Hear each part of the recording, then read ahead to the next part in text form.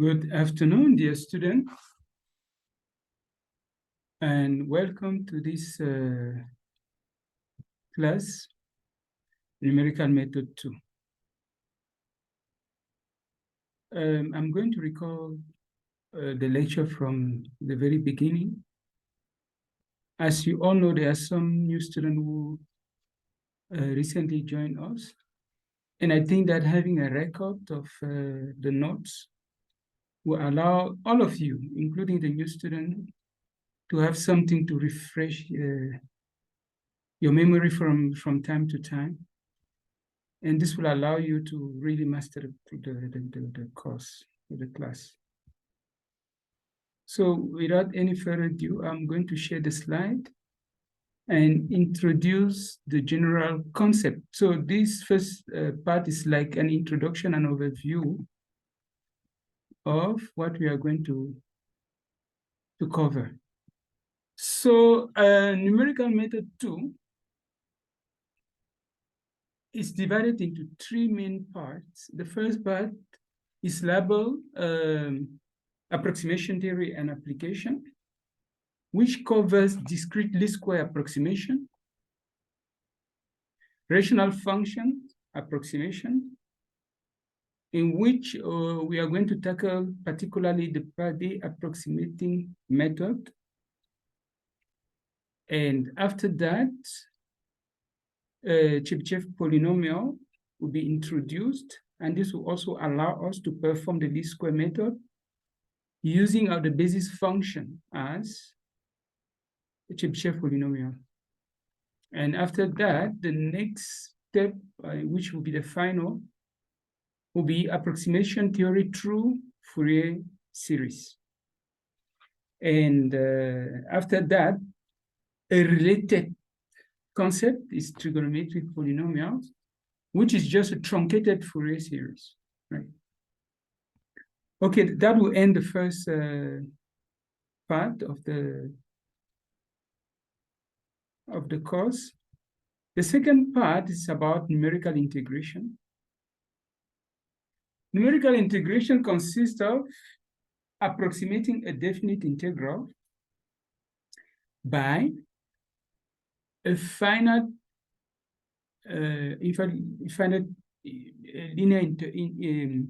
linear combination, finite linear combination of the value of the function at the node point.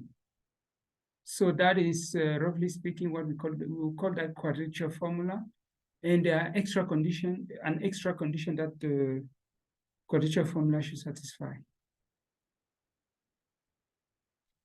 So among the quadrature formula, we have a particular case, which is Newton code formula. In this approach, we replace the function by this polynomial interpolation. After the Newton code formula, we will tackle composite rule. We will see that simple quadrature formula are limited in terms of order of approximation. So we can increase the order of accuracy by performing a set of, if I can call it a set of techniques, that will consist of composite rules. After the composite rule, we will tackle Romberg integration. And finally, Gaussian quadrature. In the case of Gaussian quadrature, we realize that the importance of Gaussian quadrature consists of improving the degree of precision of the method. Because for the Newton code formula, as you will see, the degree of precision will be less than or equal to the number of points or the number of node point. It will be less than or equal. It would not be more than that. But for the Gaussian quadrature, we see that the number of the degree of precision will be almost twice the number of grid point or the number of node point. So it will make the method to be more, more accurate compared to Newton code formula. So it means that with few points, with few node point, we'll be able to get a higher precision. And the last part, not the least, it will be about eigenvalues and eigenvectors. The first method that we will tackle will be the power method, and a related method will be inverse power and shifted power methods. And after that, we'll see the application of QR factorization or decomposition. And the next method will be the householders method that will consist of, that is a technique that allows us to compute the eigenvalues and eigenvectors of matrices. And finally, the Jacobi method, which applies mainly to symmetric matrices. So right away, we will dive into the first part, which we label as our first chapter. Discrete least square approximation. Discrete least square approximation is a concept already that you tackle in MMO, mathematical modeling. But I will quickly recall what that method is all about. And I think that in order to do that, let me see.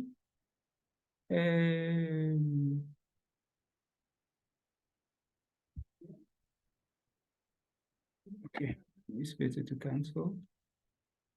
I wanted to open a new slide where I can write.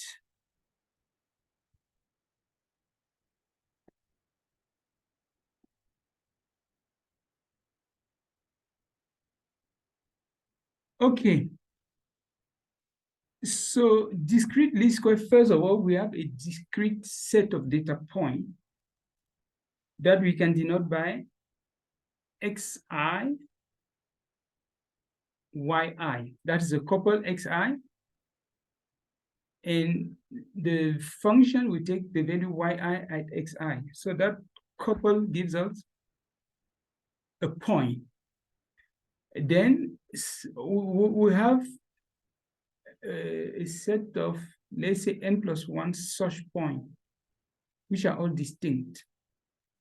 So the purpose of the discrete least square consists of fitting a function, or a function that has a simple structure, a simple expression, through that set of data points.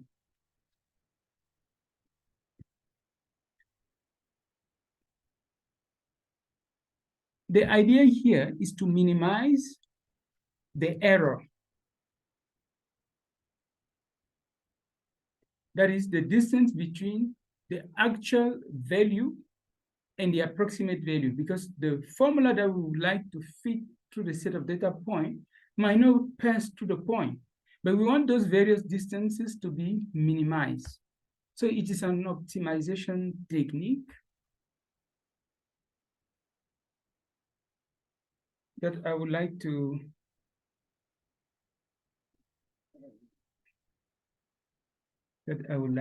explain in a new slide. Okay, let me see. Let me try to open a new. Okay, if I save this,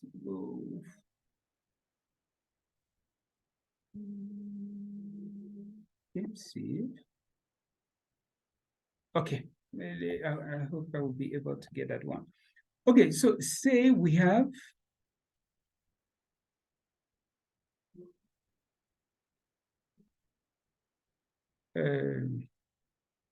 unfortunately it's too big, but it's not important. So say we have cloud of point. We have point, here is another point, this is a point, and we have other points here like this.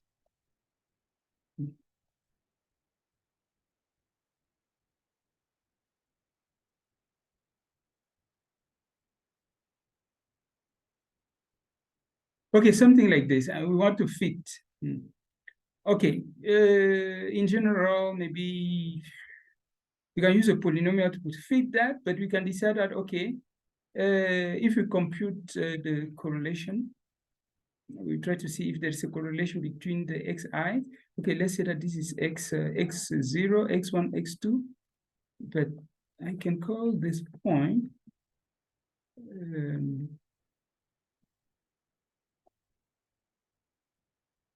so this is, let's say, xkyk.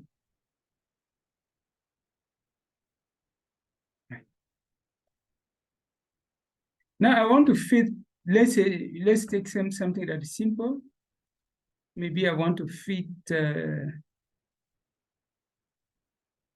straight line through this point. Let's say maybe something like this. So this is our function y equal to f of x.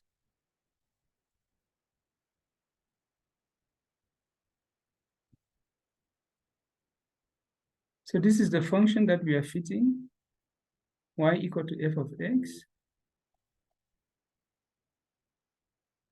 We use this function to fit a set of data points. But in the process, we impose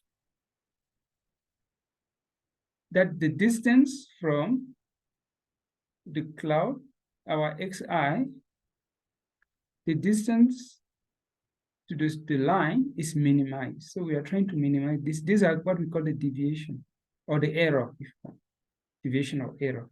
So we want this to be as small as possible. So we minimize. So we are looking for the minimum.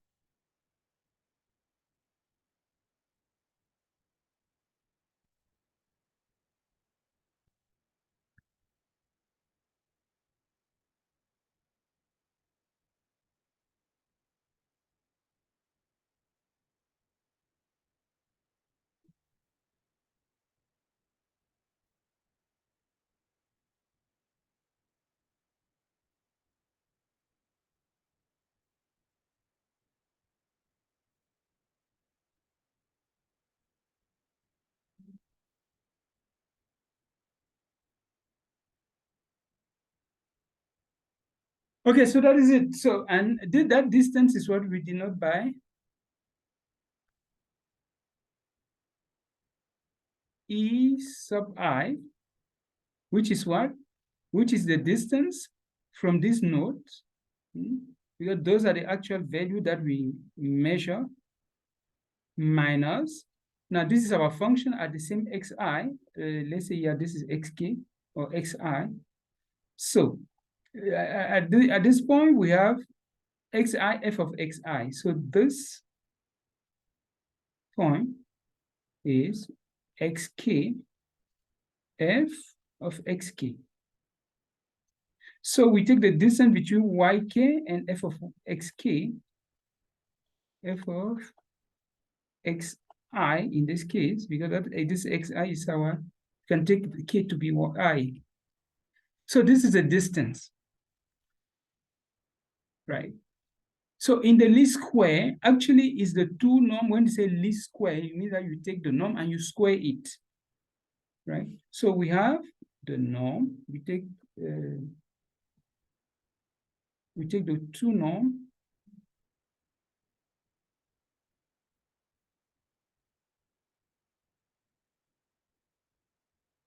okay, let's do this. Okay, this is x e sub I. We construct e, which is a vector of e sub I, where I runs from 0 to n. So there's a total of n plus 1 form. Now, we know that in R, because this is Rn plus 1, the two norm of E will be this, the square root of this. We take the sum of all the component like this, and then we take the square root. Instead of using the square root, we square it. So that's why we call it least square. So this is what we obtain. So if you substitute that, you can write that it will be the sum I running from 0 to n y sub I minus f of x I square.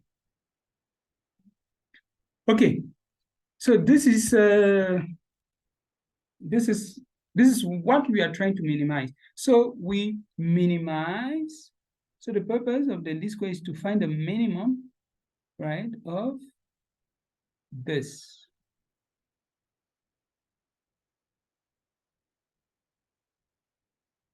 Okay, so this is a generic definition, but we need to write the expression of our function f of x, right? Because f of x will depend on some coefficient, and we will minimize this with respect to the various coefficients. And we're looking for the minimum values of the, for the values of the coefficient for which this error will be minimized. Let's say, for instance, the case of the straight line. For the case of a straight line, our f of x in the case of a straight line will be a0 plus a1x, for instance. In that case, we will minimize with respect to a0 and a1. Okay, so roughly speaking, that is the purpose of the least square. The least square method. So when we perform this condition, because if you are looking for the minimum of a function like this one, that will depend on a0, a1, and we minimize with respect to a0 and a1. There is what we call the optimality condition. We can write the optimality condition, and that will give us a system of equation, linear equation, which is called the normal equations, right? And that's what we will look at in the next slide. So let me look at the previous slide. What is that? I think it should be this one.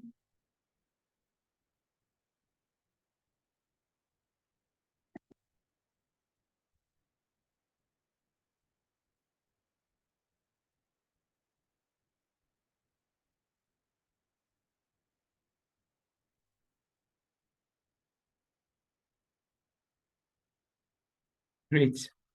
So we are back to our slide. Exactly. So this is what I explained already. I explained that. So yeah, in the case of the straight line, we replace f of xi with a1 sub times xi plus a0, which is this one.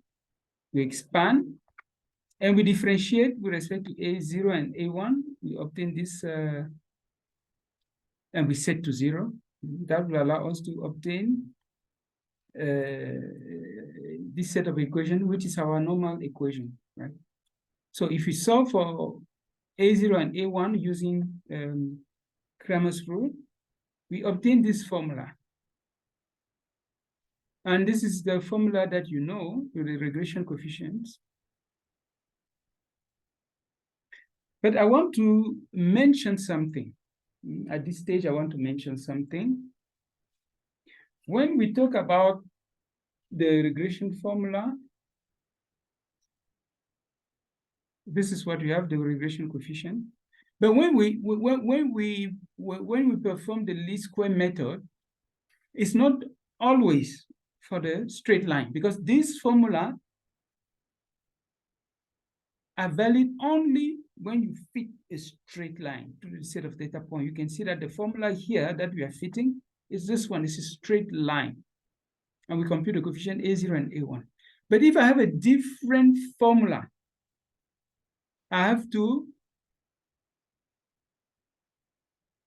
proceed in a similar manner, meaning that I write my s in terms of f, and then I substitute that f, perform the optimality condition, that is, I differentiate with respect to the coefficient set to 0.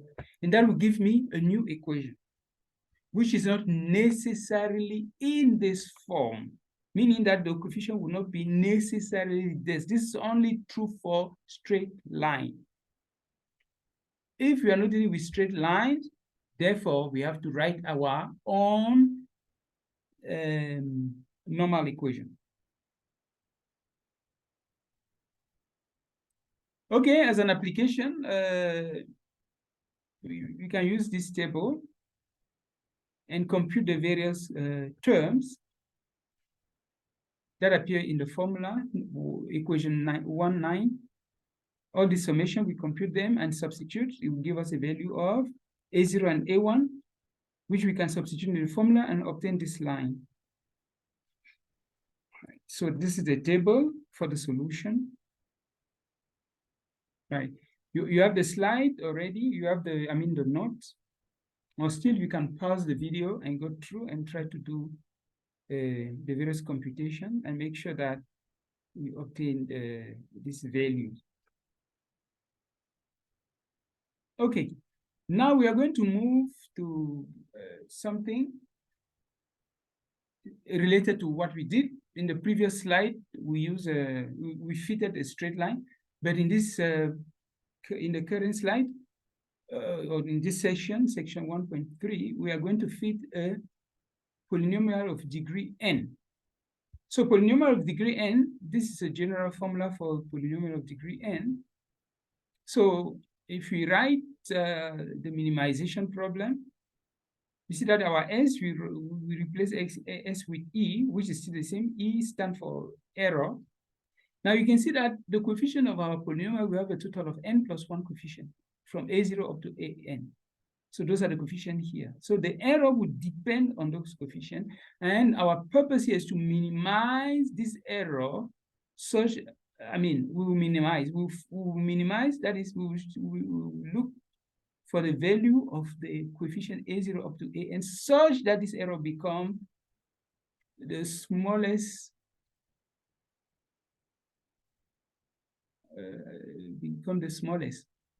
Right, so that's what we will do. And in order for us to do that, we substitute the expression, we expand, and then we perform the optimality condition that will give us partial derivatives of e with respect to each a sub j, where j is an arbitrary integer between 0 and n, the subscript of a. So in order to do that, we use this formula, equation 1.12.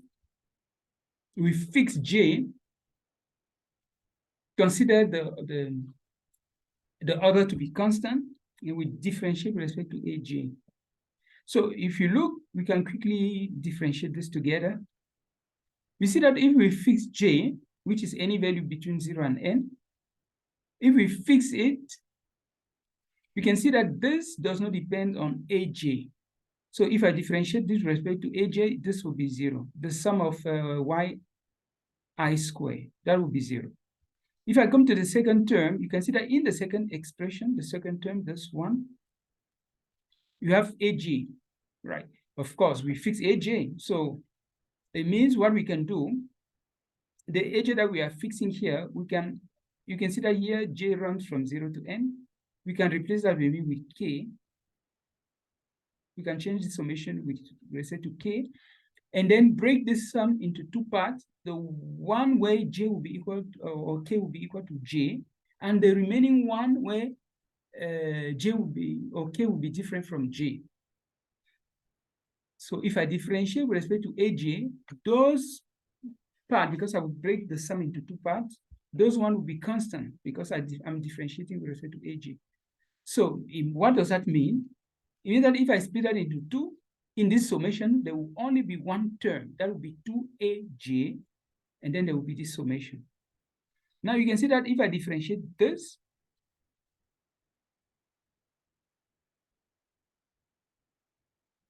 with respect to aj, the remaining will be what? Will be -2, and then this factor.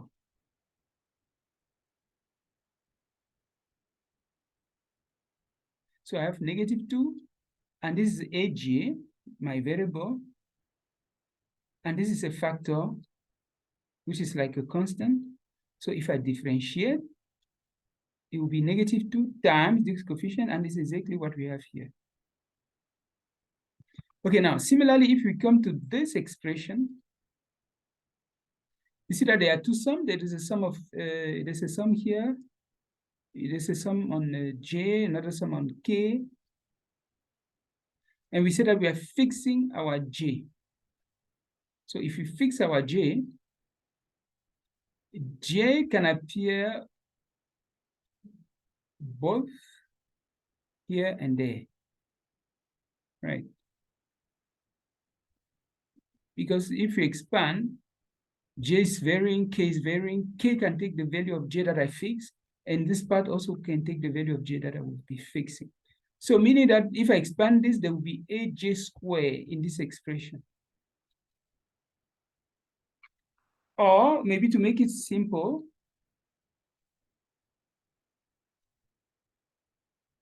to make it simple,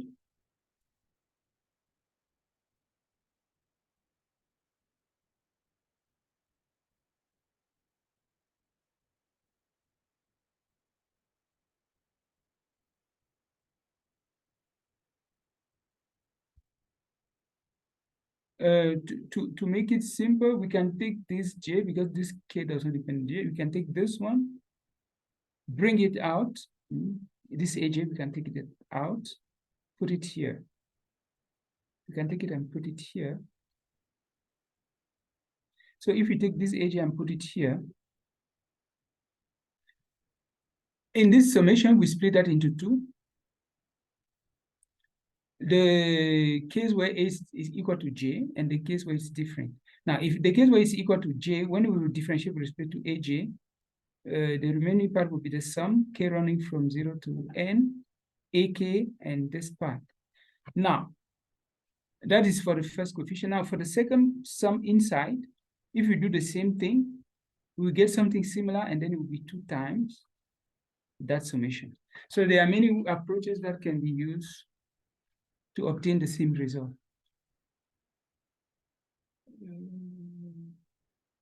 Okay, so that's our normal equation. So once we obtain that, we set it to 0, and then the term that does not contain the AK or the AJ whatsoever, depending on how we are taking it, we take this to the right-hand side, and we simplify. Well, we divide by 2, we obtain this expression. This is our linear, our system of linear equation that can be written, sorry, in the following form. So this is our system of equation. So the next, we can apply the results using the same in the previous table. This time we are going to fit using a quadrature, a second degree polynomial. That is the parabola, right? The normal equation above, this one, we decide on the number of points, the degree. We have m equal to 6, that is the number of points here, and 2 is the degree of the polynomial that we are fitting to this. So we have n the degree of Pn, second order polynomial, and m here is the number of points, the grid point. So if you substitute that into this formula, because you can see here we have m, the number of grid point, and you have the degree of the polynomial, in this case, n is 2. So meaning that we have a system of 3 equations in 3 unknown. 1, 2, 3 unknown. Number of equations, 1, 2, 3. So we can perform the computation of all this sum by expanding our table, adding new entries, compute the various entries of the various of the columns, and then the last row with the sum of each of the various entry in each column, and these are the terms involved in our equation. So these are the coefficients of our equation. So the above system, after computing the various sum and substituting, we obtain this simplified formula, right? So we can use Cramer's rule, we can use Gauss elimination, and solve for A0, A1, and A2.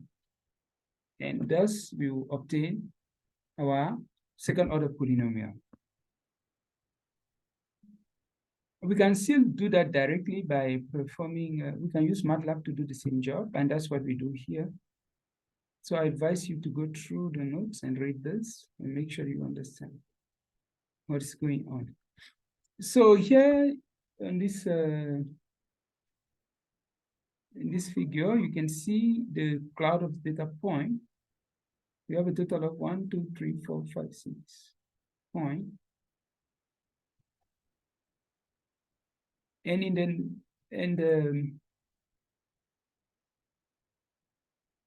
the fit, which is our second order polynomial given by this. When we plot using this plot command, which is a Matlab command, you can do the same thing in Python, which I recommend you to do. We obtain this this figure. This is our quadrature, our second order polynomial, our parabola. So the remark is that you can see that for this particular case, the parabola will just pass through one point. And you can see that it doesn't even pass through any of the remaining points. But this distance is the minimum that you can obtain.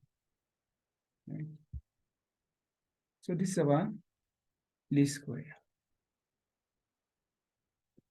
And the difference between this and polynomial interpolation is that for polynomial interpolation, the polynomial has to pass through each of the points like this. But which is not generally the case when it comes to the square method. Okay, so now the next section is about least square approximation with a polynomial of degree n, but this time it's no longer discrete. This is a continuous least square, because the previous was discrete least square. This one is continuous, meaning that it's, instead of having a set of data points, we have a continuum. That is, we use a whole interval. Instead of discrete point from that interval, we use the entire interval. And for that case, we need an expression of the function f. Right? We know f is a continuous function. We use the actual expression of the function, and we fit using a simpler expression. In this case, a polynomial.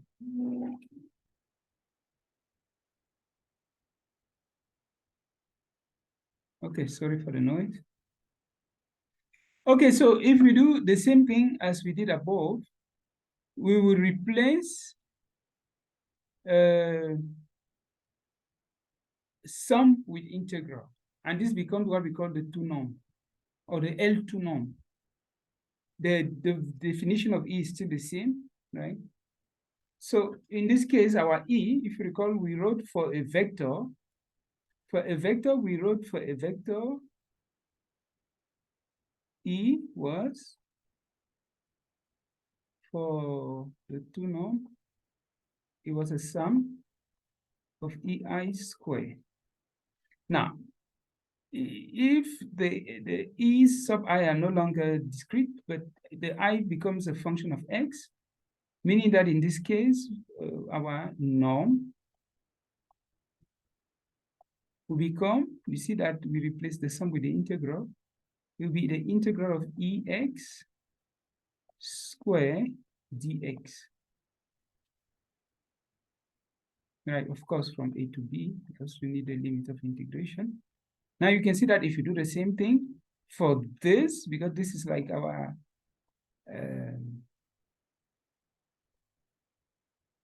EX square. And we know that E is the difference between the value, the data, and the function we are trying to fit. So it's that difference. So if you replace that, we get exactly this expression. This is a square, the norm is square. So the two are similar.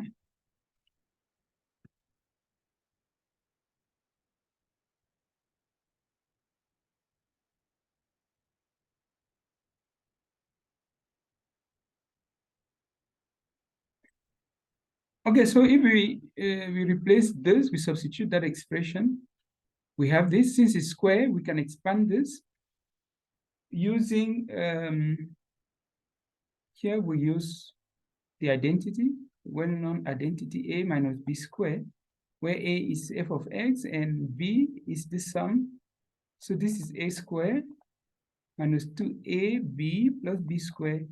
So if we expand this expression under the integral and substitute, we can see that our A square is this square minus 2AB, right? A is this, B is that. So we have the sum, and then we integrate. We can take the factor and then the summation out. You rearrange, give us this one. Plus B squared. B squared is this plus this sum square, and then the integral, of course, because we integrate all that result. So we integrate all this. So it will give us this.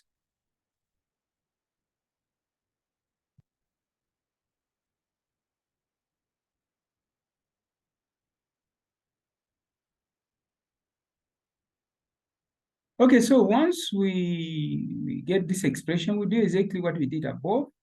We differentiate this with respect to a certain A sub k. Or we fix k or j, we differentiate with respect to aj. Right? So if we do that, which I advise you to do, we obtain this result, which is our normal equation in this case. So we can do the same thing as we did above. That is an application, but in this particular case, you have the expression of the function of f of x sine pi x on the interval 0, 1. We just take that. We are fitting a second degree polynomial, meaning that n is equal to 2. So you can see we have n here, which is 2. And we rewrite this expression. We have three coefficients, A0, A1, A2. You see here, A0, A1, A2. That's the expression of our polynomial. And then we write our normal equation. This is f of x times x to the 0, f of x times x to the 1, f of x times x to the n being equal to 2. As you can see here, f of x times x to the j, where j runs from 0 to n. So we take j to be 0, 1, and then 2. In the left-hand side, similarly inside here, if you substitute, this is what you have. So the key here is integration, right? Even integration by part for this factor. You should be able to revise on that.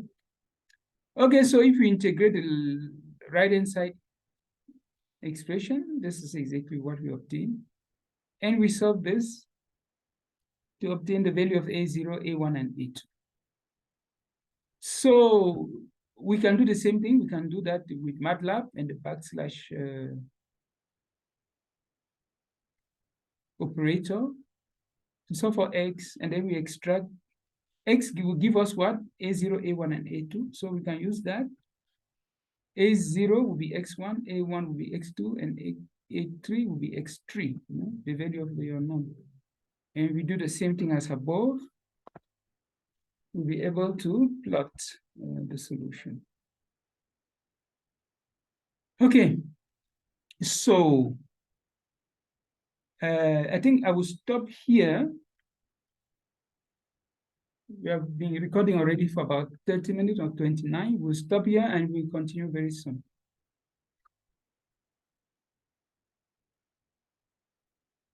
Thank you.